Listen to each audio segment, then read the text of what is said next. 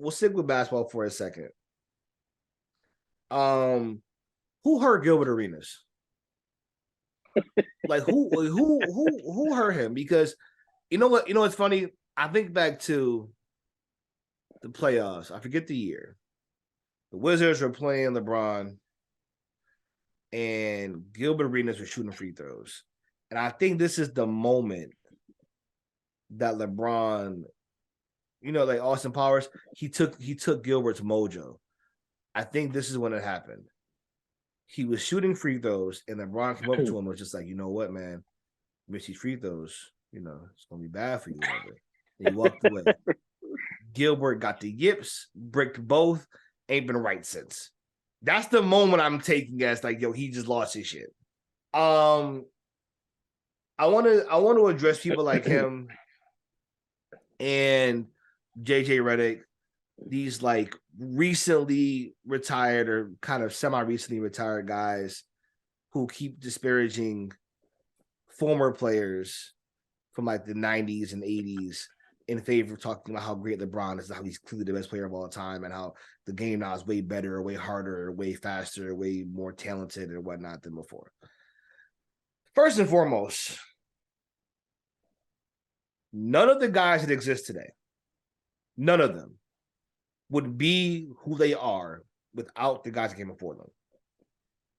That seems easy enough to understand, but for some reason, guys are just like, you think that LeBron just would develop in a lab somewhere and just had no benefit to what came before him, whether it's the basketball that was played before him, the science, the medicine, any of that stuff. I mean, these guys don't live in bubbles. They don't. They had to be grown through the experience that they were able to take advantage of, which is seeing what came before them. Number one. Number two, why are guys like JJ and Gilbert the ones that are so vocal about this shit? Y'all weren't even like Gilbert, your peak was 2 seasons. And like JJ, you were glorified like Steve Kerr your whole career. Right. JJ, like you are an 80s player. like I just it's weird to me. And then like I don't understand it, man. I don't get like and the idea of the hate of like you drop LeBron in any era, he's gonna play like the guys of that era. You can't give guys. This is the key. I don't understand. You cannot give a guy that was playing now all of the technological advancement and everything that comes with playing now, and then dropping A's as if no one else is gonna have that shit. That doesn't make sense. It doesn't. It's like at all. It's like saying we're going to take the modern military and put it back in the Crusades and see who's going to win. They got guns, they got swords. Like try to make a bomb to a dude that only knows a sword. It's like a sword. No, it's this compound is going to just explode. What do you mean explode? Explain that shit. Go back in time. Explain that to somebody who ain't never seen it before. I'm like, what are you talking about? Why? So the war's over. Boom, we're done. It's over. What do you mean? Like they don't understand. Like you can't. So it's either this guy go in 2 directions. Either you're going to say, if we took these players from the 80s and you put them up here with all the technology and the advancements and everything like that, how would they be? Or just leave it as is, because you can't just say like, okay, we're going to take all the evolutionary players now, like Kyrie, and throw them back in the 60s, in the 70s, in the 80s. It's like who does that? You can't do that. Like, he'll be in color, they'll be in black and white. Like, you're right, exactly. You got to strip them of all that knowledge, all the technological advancement, all the advances in science, all of the history of watching other guys play. Strip them of all of those things, and they're going to be like, what? A product of the time. So I don't. It's such a. It's not a hard concept, but like these guys conveniently don't want to understand it or talk about it. And it irritates me for them to be former professional players that they use statistics so much, because they should know more than anybody. Context matters when it comes to basketball. Like this isn't baseball. Like it's not baseball. Baseball like has always been about numbers and records and everything like that, because baseball is still kind of like with this pitcher versus hitter. You know what I mean? And it's like it's more one on one. It's not as much content. It's a different type of defense. When you talking about basketball, it's like they doing is sitting there. Well, LeBron got to be the greatest because he's just got the scoring record. Like he's been playing for 20 plus years since he was 18 years old. I, Like it's funny. I have a theory on this. So this is what I want to ask them. I want to ask these guys that say LeBron's the greatest because he has a scoring title. Number one, was Kareem Abdul-Jabbar the greatest when he had it? Because no one said that. No one called him the greatest of all time because he had a scoring record. Number one. Number two, I think I did the math on this. 40,000 points or so is the all-time record, right? Brian has 38 and 38,000. Yes, right. What if a guy? This is a funny theory. What if a guy? I think the number was. What if a player averaged 16 points a game for like 30 years? Let's see. He got in that. It says that he got in at 18, and he played until he was 48. Just crazy. Never really got hurt. Never led the league in scoring. Never led the league in scoring per field goal percentage. But he scored 15, 16 a game every game for that many games. For 30 years of games, never really got hurt. Didn't have a go-to move, never MVP, never really maybe all-star once or twice, whatever. If a guy did that, he'd have the points record. Never averaged more than two, would be lower in terms of all-time points per game scoring and all that, because he'd be like at 16, 15. Would that guy be the greatest of all time? Would he be the greatest scorer of all time? And most people would be like, well, he averaged 16 for like 30 years. Like, it'd be a longevity award, but he wouldn't. This is the point I'm making. I'm not saying that LeBron has other accolades. That's fine. But just saying because of that, he's the best scorer of all time, I'm like, but this is where like stats skew the argument. Right. Just like John Stockton has the assist record. I don't know if anybody's going to break it. But nobody says, like, Stockton is the greatest passer ever. No one. No one says the greatest passer or point guard of all time ever. He's not even. I think I put him on the list with somebody. I put him like we were discussing this offline with a couple of friends. I said, I think he should be at least like top 5. They're like, top 5 over who? Yeah. And I was like, he's the all-time assist leader. He can't be. He ain't over Kid. He ain't over this. He ain't over that. He ain't over Magic. Over CB3. I'm like, he got the all-time assist. And I think all-time steals. And all-time steals. Like, he just can't be.